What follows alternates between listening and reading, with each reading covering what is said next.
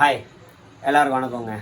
இன்றைக்கி வீடியோன்னு பார்த்தீங்கன்னா ஃபுட்டை பற்றி தான் சொல்ல போகிறேன். ஸோ வாய்ஸாக எனக்கு ஒரு மாதிரியே கேட்குது, உடம்பு வேறு கொஞ்சம் இன்றைக்கி எனக்கு சரியில்லை.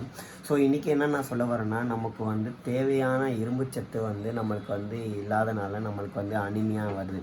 ஸோ இன்றைக்கி நான் என்ன சமைக்க போகிறேன்னா நீங்கள் கெஸ் பண்ணியிருப்பீங்க. அதுதான் இன்றைக்கி நான் ஒரு ஆட்டோட ஈரல் தான் நான் சமைக்க போகிறேன். அந்த ஈரல் கொஞ்சம் கம்மியாக தான் கிடச்சிருக்கு, ஒரு 70 கிராம் தான் கிடச்சிருக்கு எனக்கு.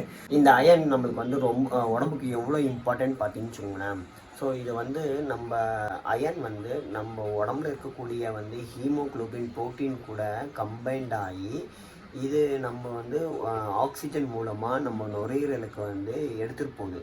ஸோ இந்த ப்ராசஸ்க்கு அயன் இம்பார்ட்டன்ட். இந்த ப்ராசஸ் நடக்காமல் இருக்கிறதுனால நம்மளுக்கு என்ன ஃபால்ட்டுன்னு வருதுன்னு பார்த்திங்கன்னா, தலை சுத்தல் வரும். அதே மாதிரி உடம்பு ரொம்பவும் சோர்வாக இருக்கிறது. ஸோ இந்த ப்ராசஸ் நடக்கணும்னா அயன் தேவை.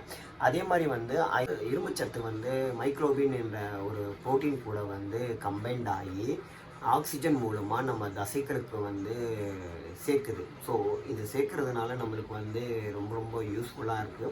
அயன் டெஃபிசிட்டி இருக்கக்கூடியவங்களுக்கு எந்த பிரச்சனைன்னு பார்த்தீங்கன்னா, நம்ம தானியங்கள் சொல்லக்கூடிய பேக்டிக் ஆசிட் சொல்லக்கூடிய இது நமக்கு என்னென்னா அயன் அப்சார்ப்ஷனுக்கு அது முழுமையாக அந்த அப்சார்ப்ஷன் தடுக்குது.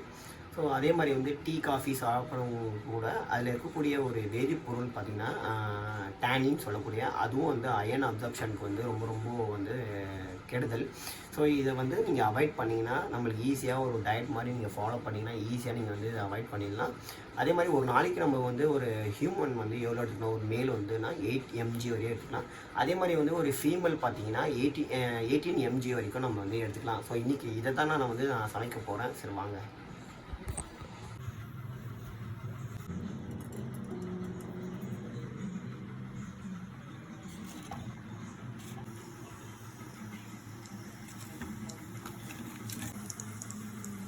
ஆனியனு, இஞ்சி, வெறும் இஞ்சி மட்டும் போட்டுருக்கேன் நான்.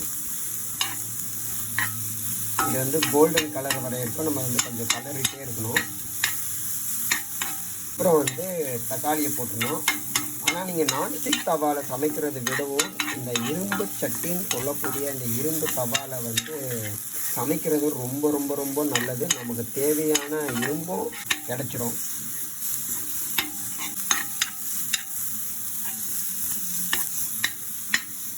கால் டீஸ்பூன் கூட கம்மி தான். ஓகே, போதும். இதுக்கப்புறம் போடக்கூடாது. கொஞ்சோண்டு மஞ்சள் போட்டாச்சு.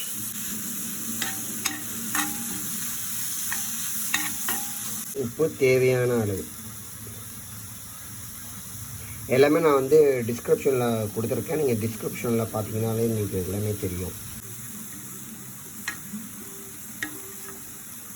தண்ணி தேவையான அளவு.